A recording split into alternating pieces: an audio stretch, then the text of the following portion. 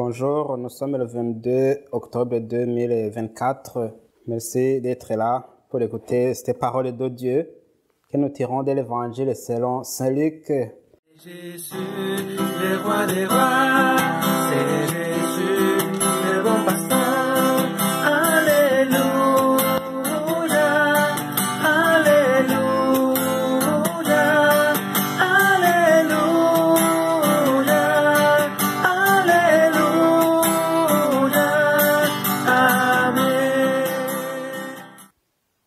Le Seigneur soit avec vous. Évangile de Jésus-Christ selon Saint Luc. Gloire à toi, Seigneur.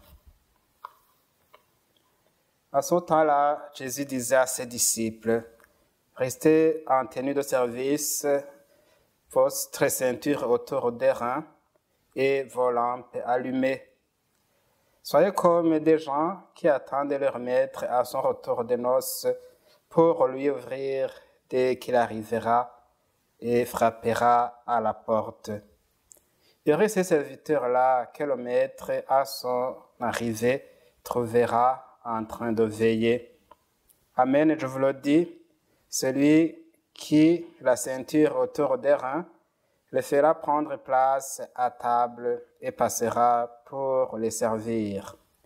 S'il revient vers minuit ou vers 3 heures du matin, et qui les trouve entre ainsi, heureux sont-ils. Acclamons la parole de Dieu. Louange à toi, Seigneur Jésus.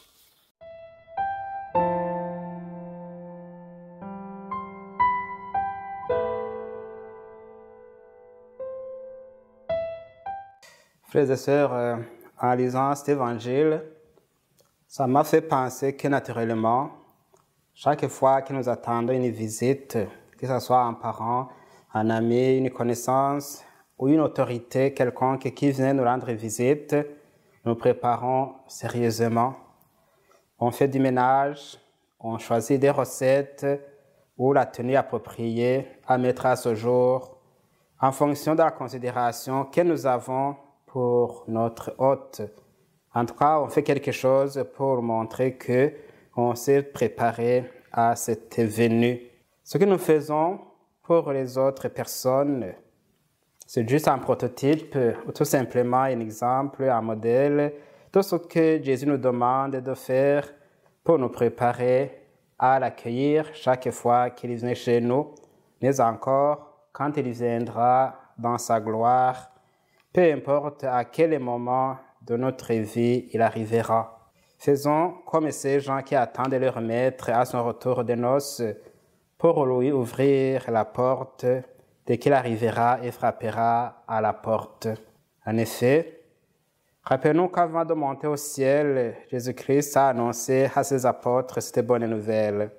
« Je pars vous préparer une place. » Et il ajoute, « Je reviendrai et je vous prendrai avec moi, afin que là où je suis, vous soyez aussi. » Et le jour de son ascension au ciel, les anges ont vu Jésus monter avec ses apôtres, eux aussi qui regardaient Jésus.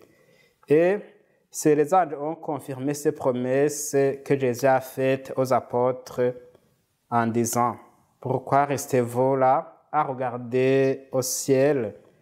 Ce Jésus qui a été enlevé au ciel, ainsi viendra de la même manière que vous l'avez vu s'en aller au ciel.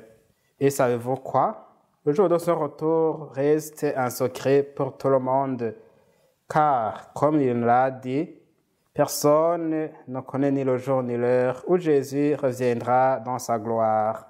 Il viendra à l'improviste.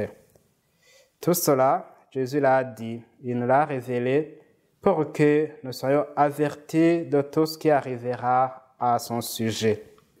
Nous comprenons alors que dans l'éventualité d'une telle visite surprise, nous avons l'intérêt de rester éveillés, de rester prêts à accueillir notre Sauveur. N'est-ce pas le conseil que Jésus nous donne aujourd'hui? Restez en tenue de service, car je reviendrai à l'heure où vous ne m'attendez pas. Et serons-nous s'il nous trouve en train de veiller, prêt à l'accueillir.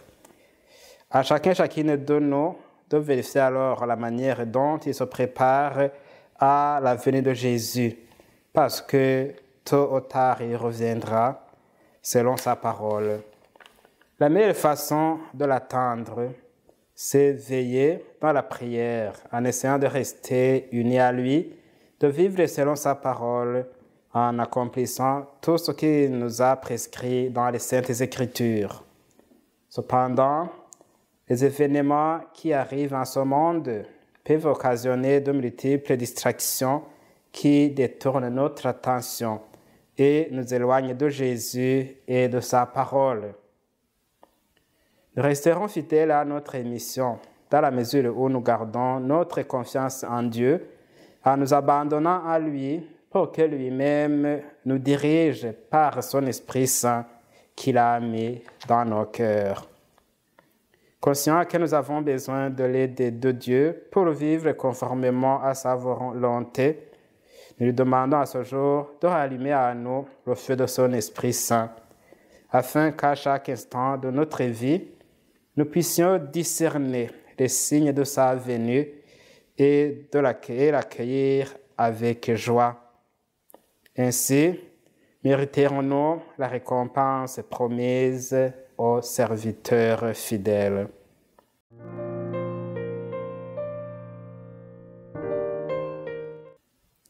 Maintenant, quand nous disons que nous avons besoin de l'Esprit Saint, prenons un petit moment de silence et demandons au Saint-Esprit de Dieu de venir nous habiter.